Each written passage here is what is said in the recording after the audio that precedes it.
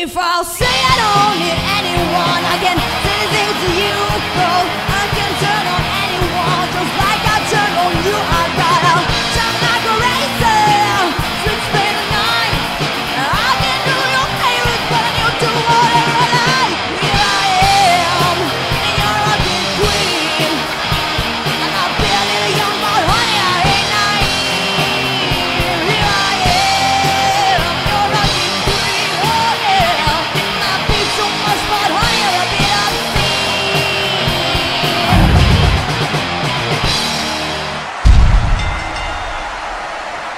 Welcome back, ladies and gentlemen, to another edition of Monday Night Wrestlevessel, here exclusively for Gaming Palooza. This is the episode of April 22nd, 2013. Alright, let's get into our show right off the bat. The trivia question this week is, what was Brian Clark's original name in WCW back in 1991? The guy named Brian Clark, also known as Adam Bomb in the WWF. He originally debuted in WCW in 1991, even wrestled on a pay-per-view. We want to know what his name was back in 91. Alright, I just want to give you guys a heads up that due to his busy schedule, the Aftershock won't be as active here on Monday Night Wrestlevessel the next few weeks. So there might not be some top 10 segments or TNA news updates, or if they are, they'll be very brief. But he will be back when things calm down, so he's not like he's going away and leaving for good. He'll be back and contribute when he can. So keep watching our show in the meantime. Leave comments so we can address anything that you fans want to discuss. If you have any comments, questions, we'll bring them up. I know, for example, this guy Jobber25V is very disappointed that we didn't discuss the Hall of Fame, but I thought we did cover that. I'll just briefly give some quick thoughts about that. You know, Bob Backlund went crazy. The fans were booing Maria. WWE is very unhappy about the way the fans treated Maria. It's amazing. Bruno San Martino was finally inducted and accepted in. Trish Stratus is now in the Hall of Fame. Just, you know, good cast of superstars and a very interesting night. The crowd also booed the celebrity Donald Trump. They weren't too pleased that he came in. So there you go. Whenever you guys bring something up that maybe I didn't cover, or you want more depth about it, I will bring it up. So just feel free to post it in the comments here, okay? Alright, now to other news. Scott Hall was recently interviewed, and in this interview he talked about his son Cody, who's trained to be a wrestler, and how Cody basically is in no hurry to go to the WWE. Hall basically said that it seems like in today's WWE, guys get major titles, like such as the World title or the United States title, and then they get shuffled back down the card a few weeks or months later. Cody'd rather be a well-polished, veteran, so he could avoid that kind of fate that some of these other wrestlers are getting, such as like The Miz or possibly Dolph Ziggler. Hall also mentions that he has no idea if Hogan would show up and become the third member of the New World Order back at Bash at the Beach '96. He said there's speculation that they might use Sting if Hogan no-showed because he had creative control at the time. And Hall really said he didn't even talk to him much except for at WrestleMania 9. Hall is also glad that Diamond Dallas Page has helped him become sober. He thinks he's on the right path. He felt like he had no meaning in his life, and now things seem to be much better. So hopefully after that surgery, things will turn around and he doesn't go back down the dark road that he was at once before. Superstar Billy Graham is back in the hospital with a pneumonia. He's had a lot of health problems over the last decade or so. I saw him at the wrestling convention, don't forget, just 2 weeks ago. He seemed fine, but he recently had a pneumonia, was in the hospital. And we wish him the best of luck on the road to recovery. WWE.com recently made an article talking about the top 50 villains in wrestling history. I thought that was a unique concept. They have Roddy Piper topping at number 1, which is a bit odd. I figured it would probably be someone like Hollywood Hogan when he made that big heel turn at the Bash, or the $1 Million Man Ted DiBiase, but they say Piper is the best heel of all time. It's also funny they put the Flair and the Horsemen as number 2, and they were almost like baby faces because the women loved them so much. But take a look at that article about the top 50 villains in wrestling history and give us your thoughts on who some of the top villains were in wrestling history. In other news, CM Punk is unhappy with the WWE creative team. They wanted to do an angle where he would whine about losing to Undertaker on Raw the night after WrestleMania. And Punk was just very pissed off and angry about this. This could be the reason why Brock Lesnar is wrestling so much and being involved on Raw post-WrestleMania. And Undertaker is even having a match coming up soon on television, so this could be the reason for Undertaker, still competing and Brock Lesnar wrestling more than often. because they're trying to keep CM Punk off television for a while. Bruno San Martino has revealed that he had a meeting with Vince McMahon prior to the Hall of Fame. It was kind of awkward. I mean, Vince hugged Bruno and said, "Welcome home." Bruno had told McMahon that he was angry with him all these years because he hated how the product had changed from the time period that he was competing in wrestling. And he hated how there were drugs and nudity and all these problems in wrestling, especially during the Attitude Era. When it was World Wild Wrestling Federation, you were the main reason for the product being so successful, basically is what McMahon told Bruno. And Bruno thanked Vince, and he hopes the product continues to go in a better direction, which San Martino approves of. I really hate the current product, but maybe Bruno approves of this. Bruno also has no problem in helping out the young talent, and he's also very angry at superstar Billy Graham and Mark Madden because they said he's a sellout, and he's only accepting the induction because of money and greed. Which is kind of funny because didn't Billy Graham sell his Hall of Fame ring for profit to get some money back? And Mark Madden, does he have anything nice to say about anybody in the wrestling business? I don't think so.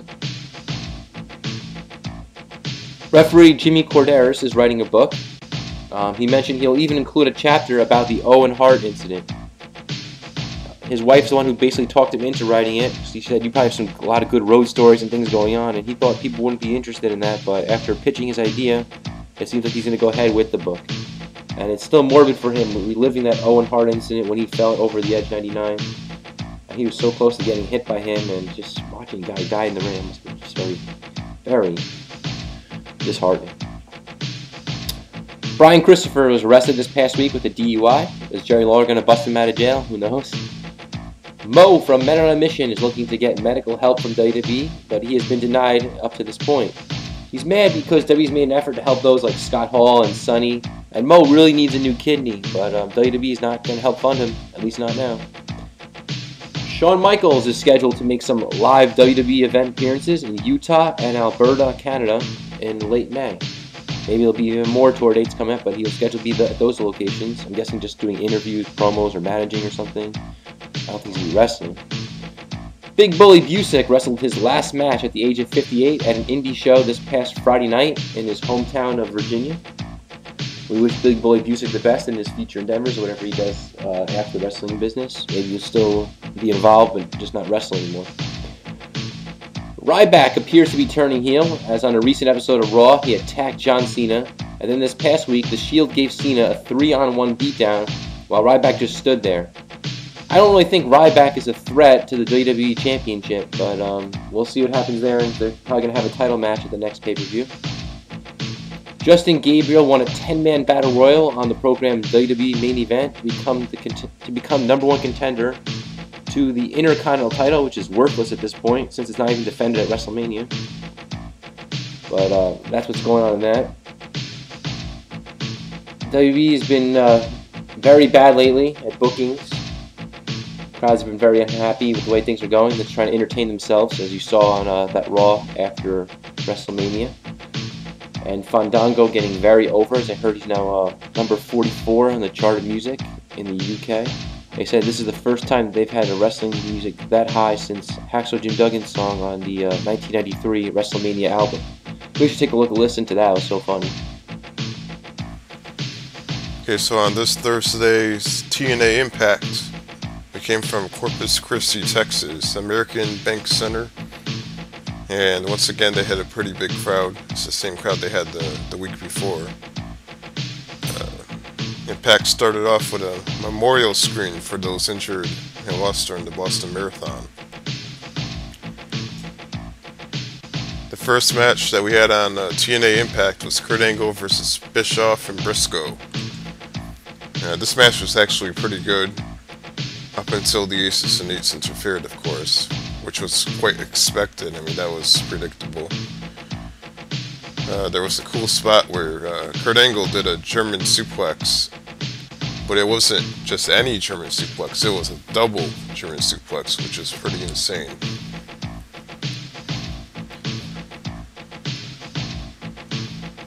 Now the next match I want to speak about is the X Division title match. Kenny King versus P.D. Williams versus Zema Ion. This match was great as expected, although I wish it could have lasted a little longer. Petey Williams did a Canadian Destroyer right away. Just right after the match started, he somehow pulled it off and he perfectly executed it. Kenny King won the match at the end, but the match wasn't bad for a quick X Division match. TNA also debuted a brand new piece of technology during the match known as the X-Cam, which is a cam strapped to the referee's head during the X Division matches. That's pretty cool because you can catch crazy angles and up close to the action, and it actually looks pretty good on TV. TNA thinks this is a brand new technology. Well, of course it's high definition, but back in the day, WCW did the same thing, especially back in 1991. They had a ref cam during the Halloween Havoc during that cage match.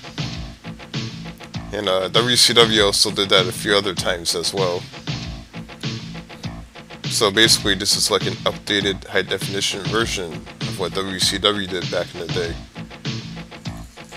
And I think it's probably going to look pretty cool during X Division matches.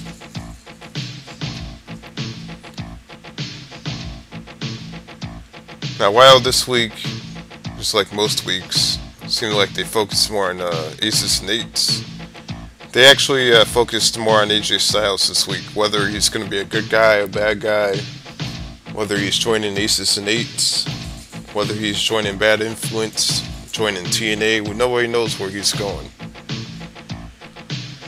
So therefore, Impact actually had a match featuring AJ Styles. They had Storm versus AJ Styles. And of course, AJ Styles came off on top.